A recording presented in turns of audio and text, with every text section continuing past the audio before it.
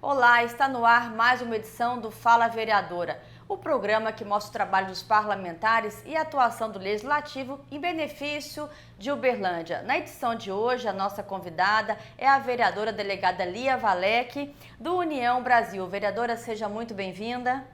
Obrigada, Adriana, pela oportunidade, pelo espaço. Vereadora, estamos concluindo o primeiro ano de trabalho, da atual legislatura. Qual a avaliação que a senhora faz desse período? Para mim foi um ano de muito aprendizado.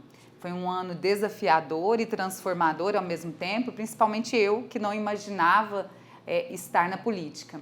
Mas eu fico muito feliz de poder ter contribuído nesse primeiro ano, de alguma forma, para trazer mais benefícios para a população, para ter um olhar de mais acolhimento para algumas pautas que eu defendo, de poder retribuir para essa cidade que eu tanto amo, em forma de trabalho e de comprometimento com a população. Foi um ano também, de entrosamento com os novos colegas. Isso é algo que a gente não imagina antes de começar como vai ser, mas foi uma relação de muito respeito e de aprendizado com aqueles que já estão. E de dividir mesmo, experiências e conhecimentos com os colegas. Vereadora, quais foram os principais projetos ou propostas aprovados em 2025 que a senhora destaca como avanços para a cidade? Nós tivemos 22 projetos de lei apresentados e alguns que nós entendemos bastante relevantes, que já foram aprovados, outros ainda estão sob análise. Um deles foi o direito das mulheres de terem acompanhantes nos exames, consultas e procedimentos ginecológicos, inclusive exames e consultas de qualquer natureza. Isso, para mim, é uma necessidade por trabalhar em um caso concreto em que a mulher foi vítima de abuso sexual pelo médico. Então, é mais proteção para as mulheres. Nós tivemos também a aprovação de uma semana de conscientização aos jogos de azar, para combater aí o vício aos jogos de azar. A gente tem visto o quanto os jogos têm assolado famílias, pessoas até tirando a própria vida ou tendo diversos conflitos familiares, um endividamento absurdo em razão desses jogos. Então, é uma problemática que, inclusive, é a nível nacional, mas que nós, enquanto parlamentares aqui no município de Uberlândia, estamos extremamente atentos a isso. Outra pauta que eu gostaria de destacar, que nós também tivemos, felizmente, a aprovação, é uma semana de conscientização em relação ao lixo zero.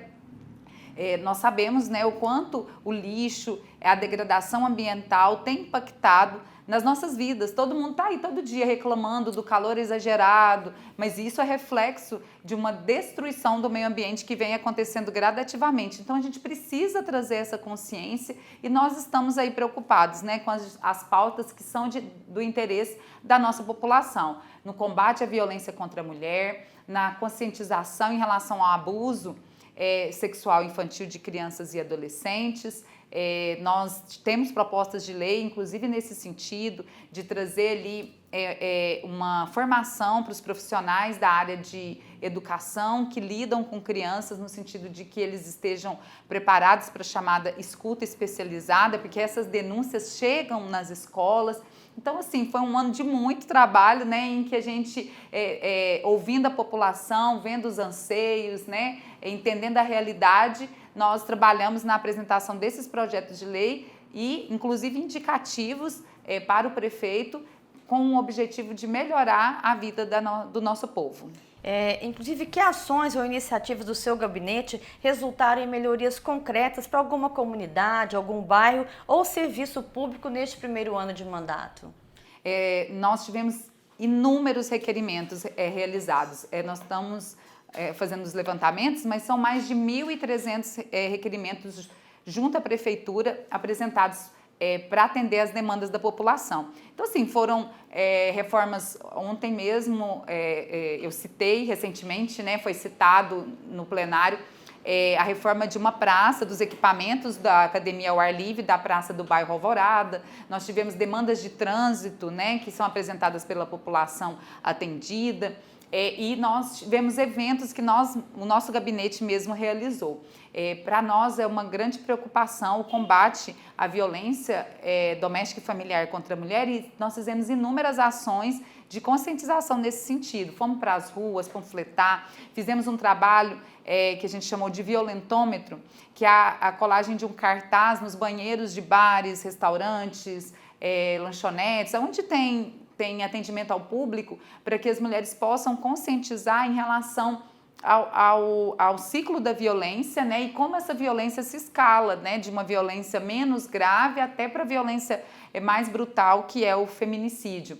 Nós fizemos um evento para mais de 400 mulheres no Parque da Sabiá, em que a gente levou, em parceria com a Secretaria de Desenvolvimento Social, alguns serviços da secretaria, informações sobre os cursos, né, de capacitação, porque nós sabemos que a dependência financeira é ainda um dos vieses que prende a mulher num relacionamento abusivo, e ali aí a gente falou de conscientização, né, em relação à violência, e levou aí, além de informação, alguns serviços para as mulheres.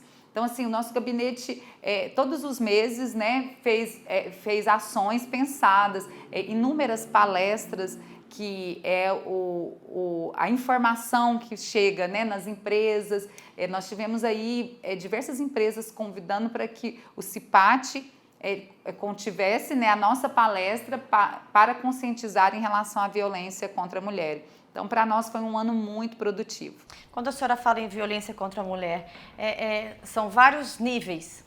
Sim, nós temos, muitas vezes, só a violência física, ela é escancarada, né? Porque ela é visível, que ela deixa hematomas, né? Mas nós temos vários tipos de violência que são consideradas violências contra a mulher, que vai desde uma violência moral, que são as ofensas, os xingamentos, as humilhações, até a violência sexual, porque o uso de violência ou ameaça para a prática de relação sexual, ainda que seja dentro de um casamento, é considerado estupro, então é um tipo de violência. Muitas vezes falta informação, né? A mulher acha que, por exemplo, um homem quebrar o celular dela não é crime, não é violência contra a mulher, sim, é a violência patrimonial. Então, a violência contra a mulher não se restringe à violência física. Vereadora, de que maneira as demandas, né, dos moradores têm chegado até o seu gabinete? Como é que elas têm guiado, né, o seu trabalho? Nós temos um contato muito direto com a população. Nós temos uma rede social que cresceu muito, que hoje está muito sólida, que as pessoas sabem que podem chamar lá e serão atendidas e serão respondidas, né? Nós temos um trabalho muito grande também hoje no aplicativo de mensagens, que é o WhatsApp, mas não pode faltar esse contato pessoal com a população, que a gente também não abre mão. Então, nossas equipes percorreram todos os bairros de Uberlândia, ouvindo, anotando ali as demandas, os requerimentos, e isso se expressa através da quantidade de requerimentos. Nós fizemos esse ano cerca de 2.000 atendimentos, e muitos desses atendimentos, como eu disse, né, mais de 1.300, gerou demandas, né, para a prefeitura, para o Poder Executivo, para que pudesse atender aí aos anseios da população de cada localidade. A senhora é presidente da Comissão de Segurança Pública e também faz parte da Comissão dos Direitos das Mulheres e também é presidente da Procuradoria da Mulher. Como é que tem sido o trabalho frente nessas comissões e a Procuradoria da Mulher? A Comissão de Segurança Pública da Câmara, da qual eu sou presidente, ela esteve muito atenta às demandas da segurança, né? Nós sabemos que a atuação do município no que se refere à segurança pública acaba ficando muito esvaziada, já que nós não temos como, né, aumentar o efetivo policial, que muitas vezes é o que resolve o problema da segurança pública, né? Garantir mais estruturas, polícias, mas da forma com que a gente pode contribuir, é isso que a gente tentou nesse ano.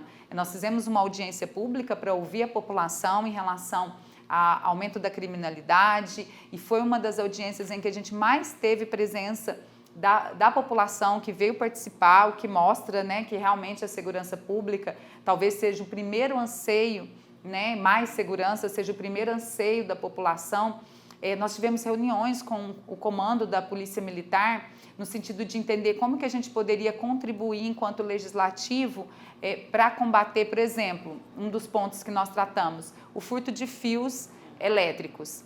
Nós tivemos uma lei aprovada aqui na Câmara de Uberlândia que traz com mais rigor a fiscalização, o controle da comercialização desses fios. Mas ainda há lacunas, então nós já estamos, inclusive, sentados, a assessoria jurídica de todos os vereadores que compõem a comissão, no sentido de elaborar leis, inclusive como comissão, né, não de forma individual cada vereador, para que a gente possa juntos trazer mais soluções. A questão que foi trazida pela própria Polícia Militar, que é uma preocupação nossa, que é a perturbação do sossego, é a maior causa de acionamentos da polícia. E realmente, né, a gente quer descansar, quer dormir.